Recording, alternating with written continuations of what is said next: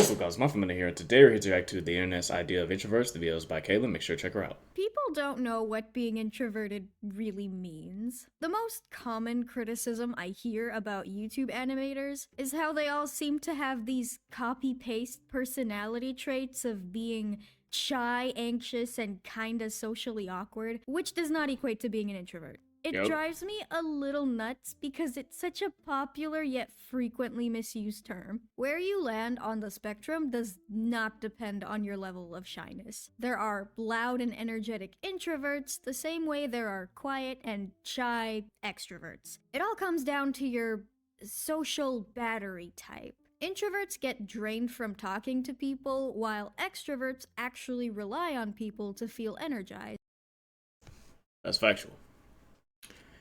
I myself am an introvert because I do not like being in social spaces for a long time. Or at all sometimes. Like, I've always been more of a small gathering kind of person than a party person, if that makes sense. Like, if you say, hey, Mindful, we finna head up to, for instance, we finna head up to Mike's house. He's throwing a party over there. I'm be like, when you say party, like, how many people you talking? About 50. Yeah, no. No. I'll do game night at my house, though. We can get about 5 people over there. We can get about 5 people over there. And, just chill for a little bit. But yeah, like, no, I don't do parties or large gatherings. I did go to TwitchCon, but that's different. I feel like that's a little bit different. All right. The reason why most YouTube animators are introverted is simply that you cannot have this job if you are not comfortable with being alone. Unless you have a team, in True. order to maintain a good upload schedule, you need to spend 10 hours a day working in front of a screen. So I think it's only natural that introverted people are drawn to a job that requires so much solitude. Introverts don't hate being around other people, it's just that we prefer to spend most of our time alone. Even Yep. the most introverted of introverts still crave human connection. Like, I'm always at home in front of my screen, working or gaming, and trust me, I'm very content with that. But after a few months, I'll start feeling lonely and look for people to hang out with. And it's kinda difficult to find someone willing to do that after ignoring their messages for so long. I don't even know if this is an introvert thing or just I feel me that. being stupid. I swear I don't do it on purpose. When I Nah, get a text, you're not alone. You're not alone. It's like, oh, here's the thing. I have way too many apps on my phone, and a lot of the times, some I just got to the point where I just turned off all notifications on a lot of my apps. I have re-enabled some of them, but like sometimes you just don't feel like talking. Sometimes you just genuinely don't feel like talking, and it's not anything that they did. It's just like a feeling like I don't feel like talking right now, and so you just don't you just don't reply. And it's nothing intentional. It's nothing like uh menacing. That's not the word I'm trying to come up with, but you get the point. It's just something your brain just like I don't feel like talking right now. I'll respond later. I'm usually not in a replying mood, so instead I'll leave See? it and start fabricating a response in my head. But I end up thinking about it so much that I trick myself into believing that I actually replied. That, mixed with my very forgetful nature, is the reason why I avoid serious friendships. Gosh, I am the worst candidate to make a video about this. I'm trying to explain that not all introverts are the same, while being the most stereotypical introvert you've ever seen. Personality traits can change as you go through different periods of your life, sometimes by choice, but usually it kind of just happens. For me, I'm definitely an introvert at heart. Like, even during very early childhood, I was quite the loner.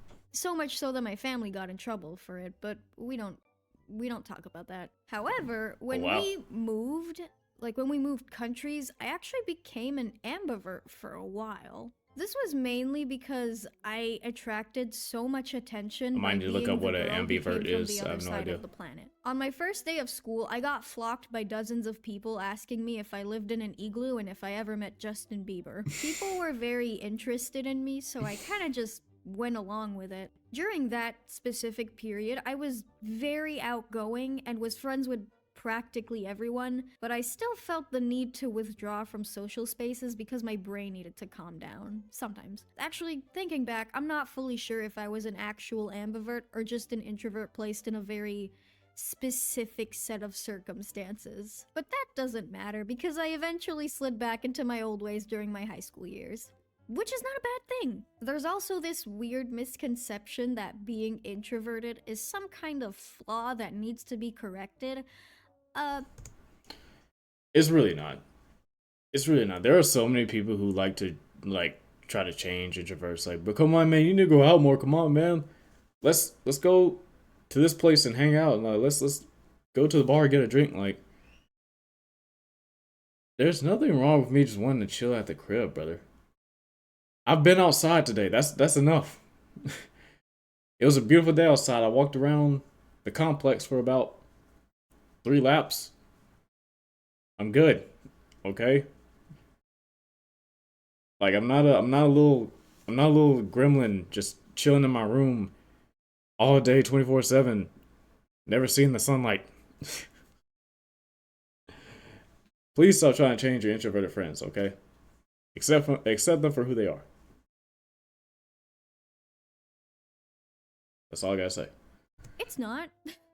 Being happy with being by yourself is not a mental illness, no matter how much your boomer family members try to convince you otherwise. It's not a secret that I'm anxious and shy.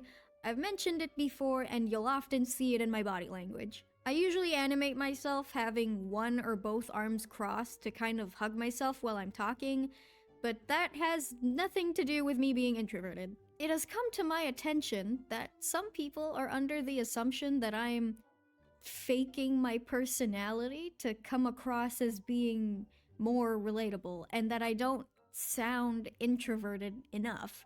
Guys, I'm not. I know I keep pausing. I'm sorry. Why? Why does everyone think everyone is faking everything? Like, I get it. We live in a time where like damn near nothing is real anymore. I get it. We live in times like this. But not everyone you see on the internet is faking stuff, bro. Not everyone you see. Why is that y'all's first impression when you see somebody? And it's mainly like and it's mainly people who use avatars that get this, insult or whatever they're trying to do. Like, use your real voice.